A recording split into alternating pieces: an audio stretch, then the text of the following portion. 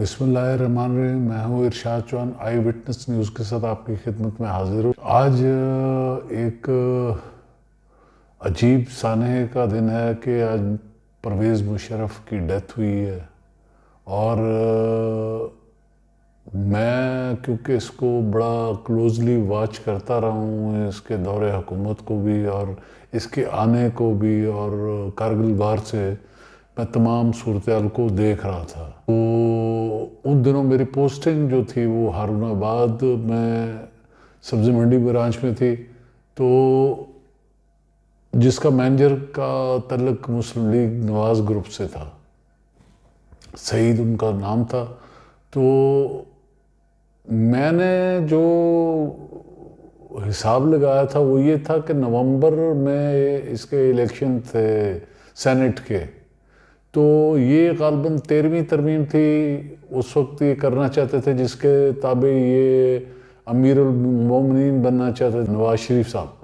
تو میری یہ گٹ فیلنگ تھی کہ فوج اس کو ایسا کرنے نہیں دے گی, آرمی کسی بھی صورت میں اس کو اس ترمیم کے ذریعے ایک ملک کا مذہبی سربراہ بننے سے روکنے کی کوشش کرے گی. تو اس میں کارگل وار کے سے پہلے ایک واقعہ ہوتا ہے جس میں یہ سلامتی کونسل کی جو ہے نا ایک تجویز پیش کرتا ہے شیخ کرامت. تو یہ اس سے پرویز مشرف اب طاقت کے نشے میں اس سے ریزائن لیتا ہے.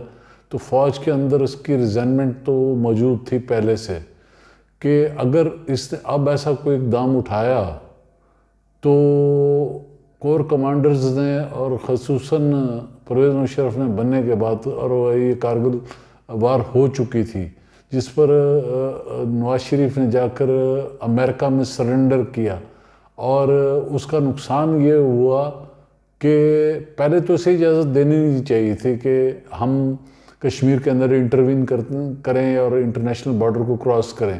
یہ اجازت بیوقوفانہ حد تک نواز شریف نے اسے یہ اجازت دی جسے بے نظیر نے ریجیکٹ کیا تھا. تو پہلے تو غلطی یہ کی, پھر اس کے بعد جا کر جب ان پر انٹرنیشنل پریشر آیا تو یہ امریکہ میں جا کر اس نے ون سائیڈڈلی وڈرال کرائی, جس سے پوری ناردرن انفینٹری یونٹ جو ہے نا وہ شہید ہو گئی. بڑی تعداد میں لوگ ہمارے شہید ہوئے اور وہ وڈرال میں شہید ہوئے تھے. انہوں نے ایک دفعہ تو لیا سیکٹر دراس اور بٹالک پر قبضہ کر لیا تھا, اور اوپر جانے والی سڑک جو ہے نا وہ ان کے نشانے پر تھی, اور یہ اوپر جو پوسٹ پر یہ قائد پر قابض ہوئے تھے 84 میں ضیاء دور میں, وہاں تک ان کی سپلائی بند ہو چکی تھی. یہ بات تو وہ کر چکے تھے, لیکن انٹرنیشنلی اس کو ایکسیپٹ کرنا, ایکسیپٹنس بہت مشکل تھا. بہرحال اس کی ون سائیڈڈ وڈرال نے جو ہے نا وہ فوج کے اندر اور سول گورنمنٹ کے اندر یہ ایک دراڑ پیدا کی, جس پر مشرف اس سے ٹرائل بھی کرنا چاہتا تھا بعد میں.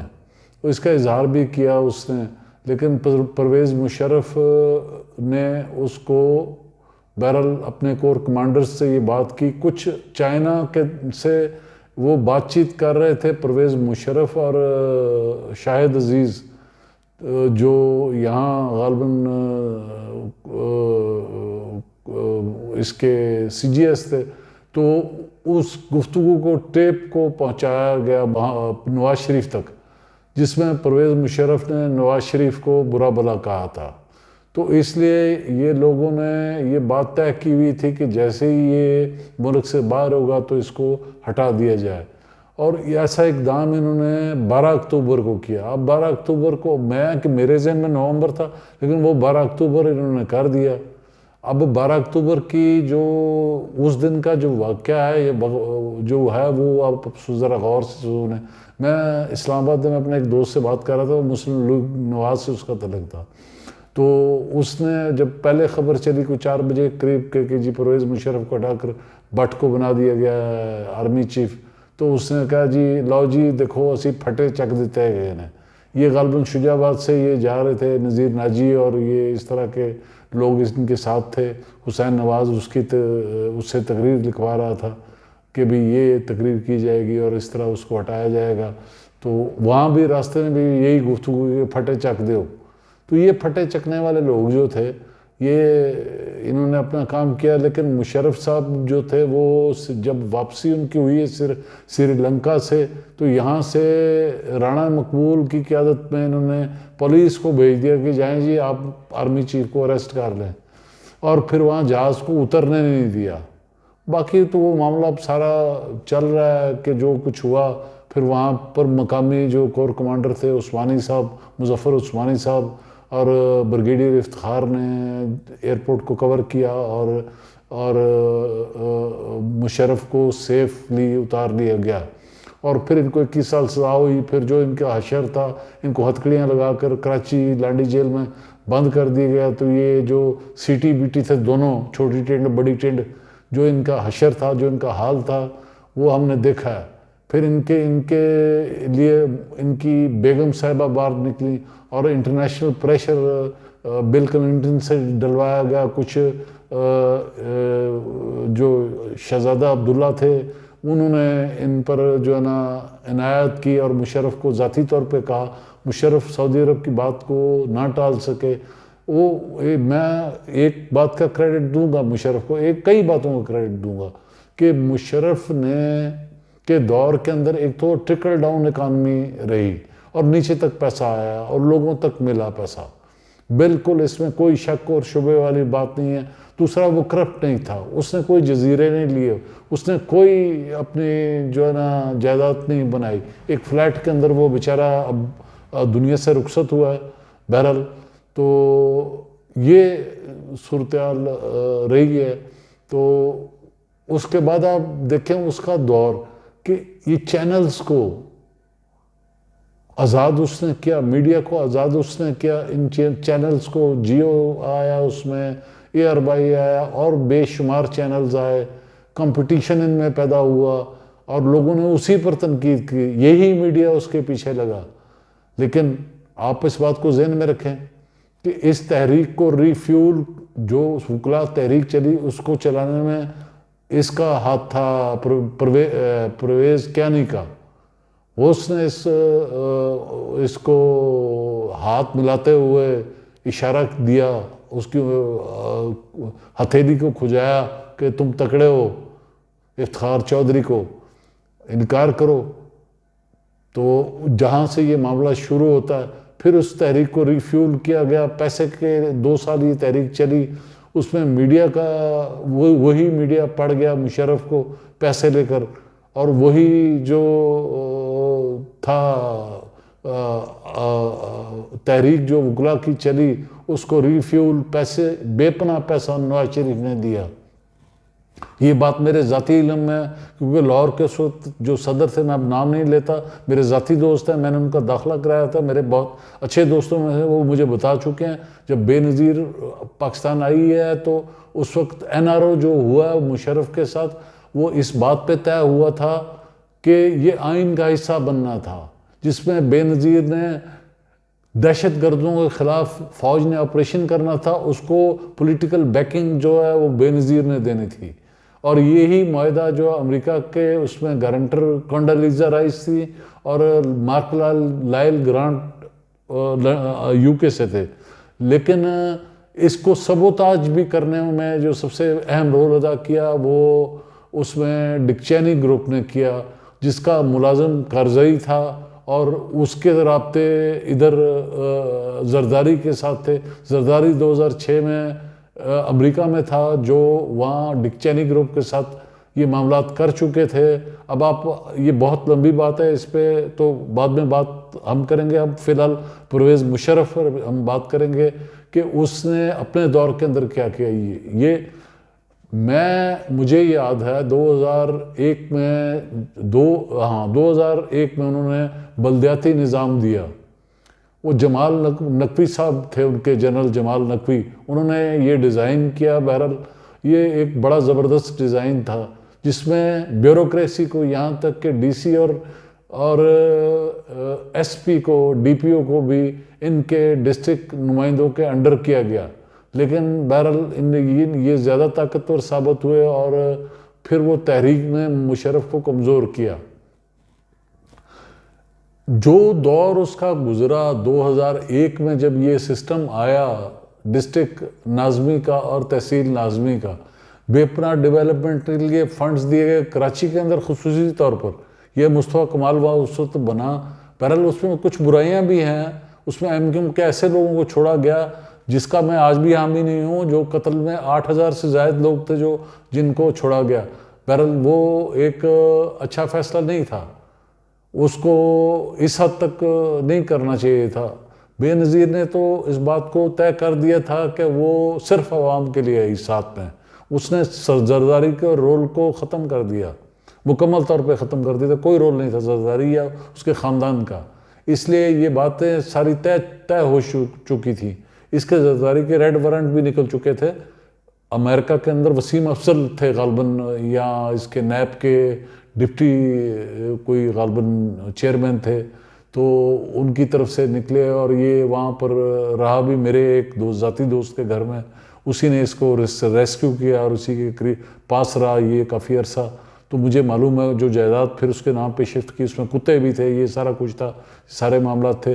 بہرحال تو مشرف کے بارے میں آج بات ہوگی کہ جو اس کو سزائے موت دے گی، تو میرا اس پر بیانات موجود ہیں اس وقت کے، میرے جو بلاگ موجود ہیں کہ پاکستان کا رضاکار بھی اس کو گرفتار کرنے کے لیے تیار نہ ہوتا. اگر وہ پاکستان میں اتر جاتا، مشرف آ جاتا، تو پاکستان کا کوئی رضاکار بھی اس کو پکڑنے کے لیے تیار نہیں ہوگا. میں آپ کو بتاتا ہوں کہ باجوے کو اس رات جانا پڑا، چراٹ جانا پڑا، اور وہاں کے جو موومنٹ ہوئی چراٹ کے اندر، اس کے بریگیڈیئر نے، جو SSG کا بریگیڈیئر تھا، وہ شاید اس رات تمام ججز کو اٹھا لیتا.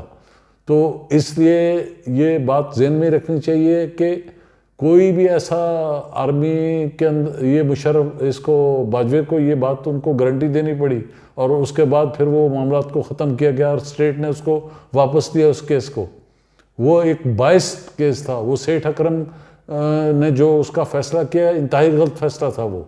اور وہ چیف جسٹس کھوسا صاحب جنہوں نے اولیور کرائمویل کا حوالہ دیا، ان کو یہ بھی پتہ نہیں ہے کہ وہ جنرل نہیں تھا، وہ سینیٹر تھا، اور اس نے ایک بادشاہ کا تختہ الٹا تھا، اور اس کے بیٹے نے آ کر اس کی لاش کے ساتھ برا حشر کیا. اس کے ہڈیاں جو ٹنگمائی اولیور کرائمویل کی، وہ اس بادشاہ کنگ کا بیٹا تھا. اس نے تو جمہوریت کے لیے لڑائی لڑی تھی، وہ کوئی جرنیل نہیں تھا، وہ سینیٹر تھا.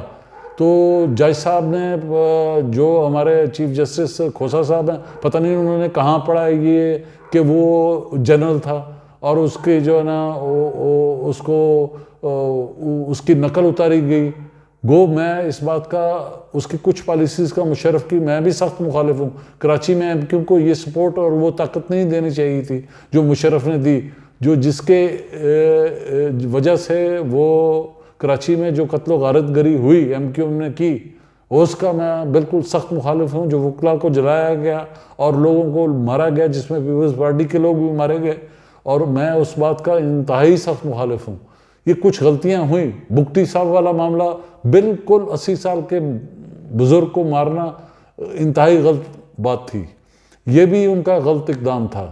یہ دو اقدام ان کے بالکل غلط ہے. لیکن لال مسجد والا بالکل ٹھیک اقدام تھا. لال مسجد والے واقعے میں بالکل ان کو سپیئر نہیں کرنا چاہیے تھا، کسی دہشت گرد کو سپیئر نہیں کرنا چاہیے تھا. سی پیک بھی انہوں نے شروع کیا، مشرف نے شروع کیا، کسی کو کریڈٹ نہیں جاتا اس بات کا بھی.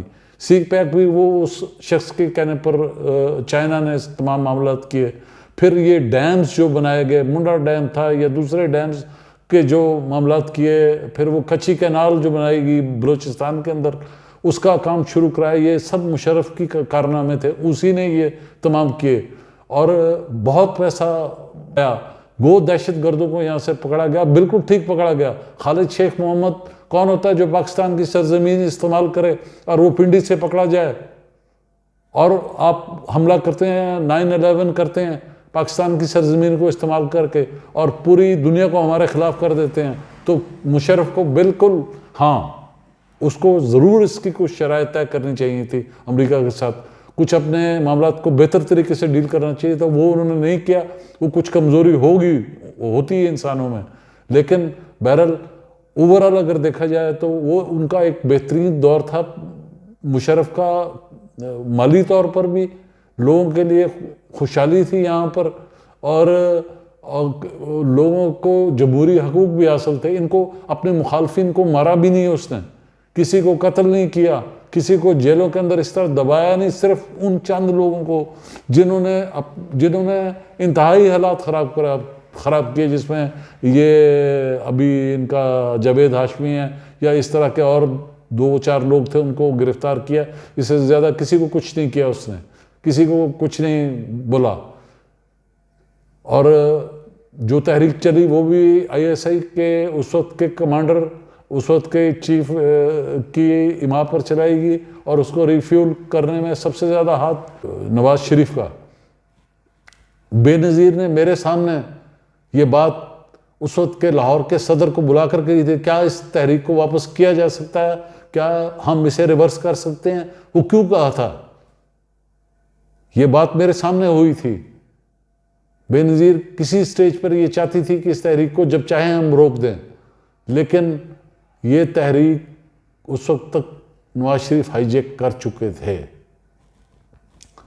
اور بے نظیر نے کچھ چیزوں کو مشرف سے بنوا کر اس سے وردی اتروائی اور جمہوریت کو بحال کرانے میں کردار ادا کیا.